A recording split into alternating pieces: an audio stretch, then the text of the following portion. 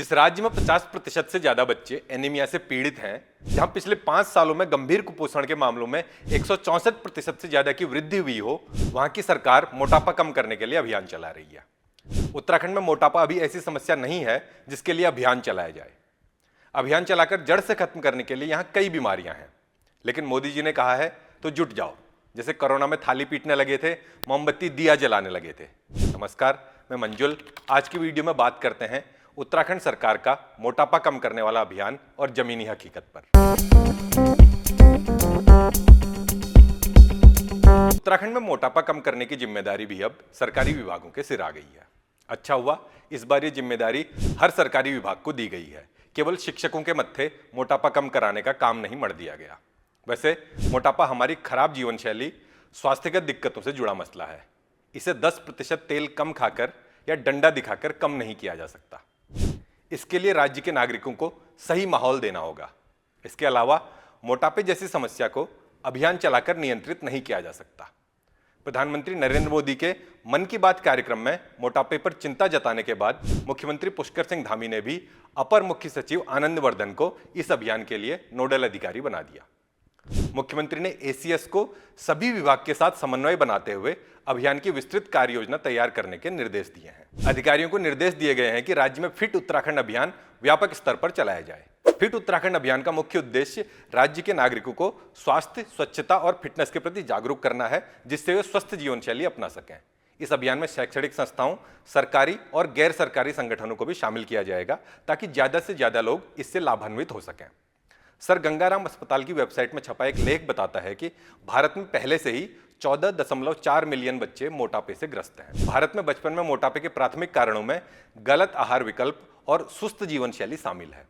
यहाँ गलत आहार विकल्प का मतलब प्रोसेस्ड स्नैक्स और फास्ट फूड से है। अंतर्राष्ट्रीय कंपनियों ने इन्हें देश के सेलिब्रिटियों के साथ विज्ञापन बनाकर लगभग हर बच्चे के हाथ में पहुंचाया है।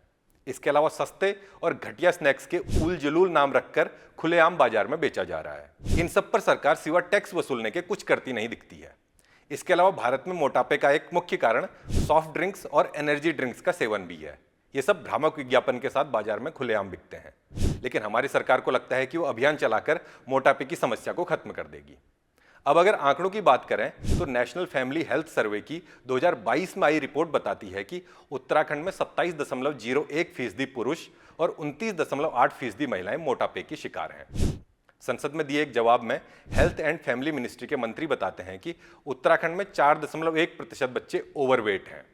2023 में दिए अपने जवाब में वो ये भी बताते हैं कि वो देश में फूड सेफ्टी और स्टैंडर्ड अथॉरिटी ऑफ इंडिया के माध्यम से ईट राइट इंडिया नाम से प्रोग्राम भी चला रहे हैं। इन आंकड़ों की और दूसरे राज्यों से हमारे राज्य की तुलना करें तो उत्तराखंड में मोटापा अभी ऐसी समस्या नहीं है जिसके लिए अभियान चलाया जाए।